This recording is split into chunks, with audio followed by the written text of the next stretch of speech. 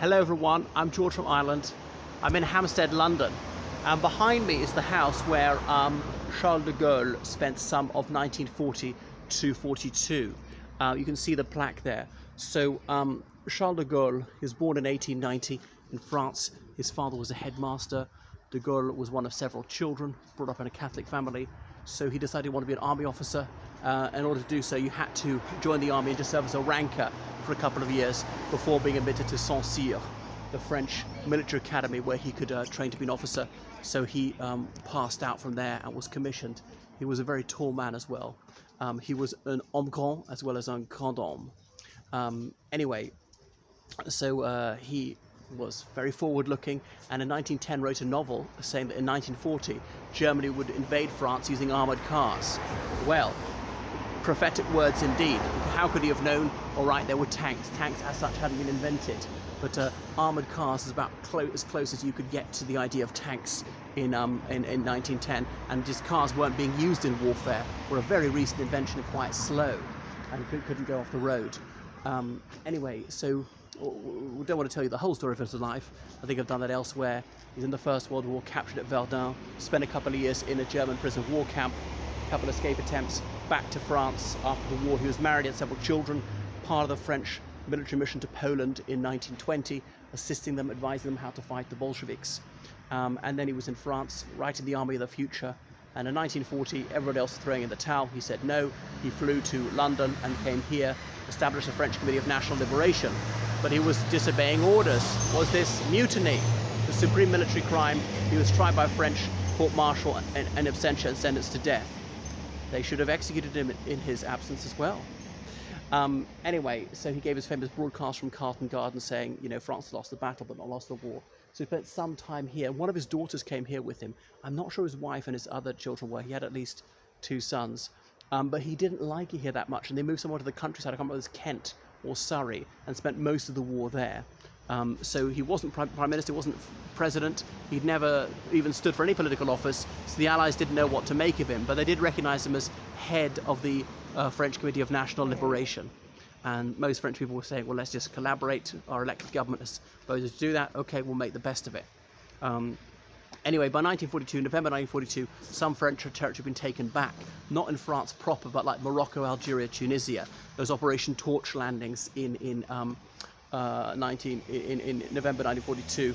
And he also went to some of the colonies in Equatorial Africa, like Brazzaville, Congo. Brazzaville as the capital of Congo, and held a conference there, and that was sort of the capital in exile of France. So moving through various colonies, going to Chad, meeting Félix Éboué, who was the governor of Chad. He was a black person from one of the French islands in the West Indies, and eventually back to France. Then landing there shortly after D-Day, they found it very difficult to deal with. As Churchill said, the heaviest cross I have to bear is the cross of Lorraine.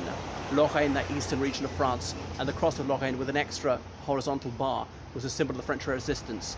Ironically, it's the symbol they'd used in their fighting against the English in the 100 Years' War.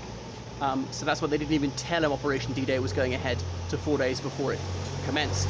And he arrived there shortly thereafter. There's famous footage of August 1944, him and Churchill walking up and down Les Champs-Élysées, and they're little and large because de Gaulle was lofty indeed. He would make me look short, and I'm 6'1", whereas Churchill was like about that tall.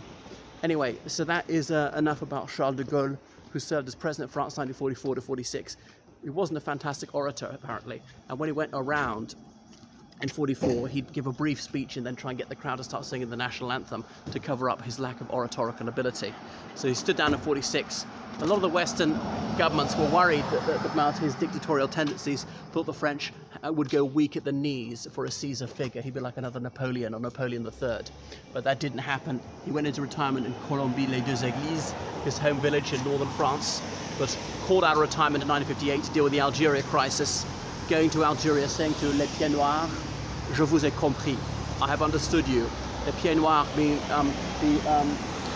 the white French people who lived there. Now, Algerians could become French citizens, but it's difficult, and very few of them did. The indigenous Algerians, Muslims, the Jewish community in Algeria were just declared to be French citizens en masse about 1900. Oh look, it's a convent. I'm not wondering if it was a convent at the time.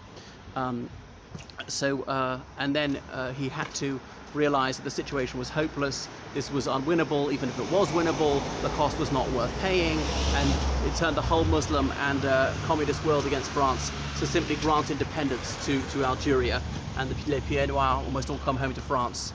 That's why l'organisation de l'armée secrète kept trying to bump him off. You may have seen The Day of the Jackal about that.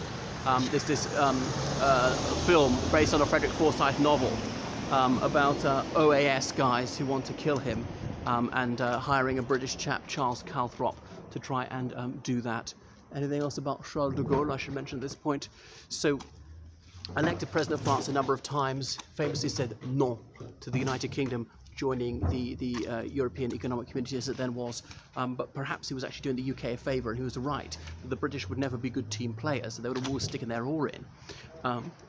And they were too attracted to the United States. So he'd just been re-elected president in 1968, and then there were all these riots in 68, les 68 rebelling against oppression in some of the freest countries in the world, like France. He'd also presided over a fantastic economic boom, because from 1939 to 1962, France was at war non-stop. In Europe, then in Vietnam, then in Algeria. And then when they stopped fighting, the French economy really took off and became one of the wealthiest countries in the world. That growth continued to the oil crisis of 1974.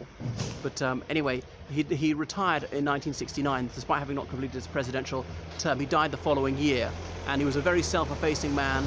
He was, like Cincinnatus, only called to public service for the right reasons, because he really wished to serve his countrymen.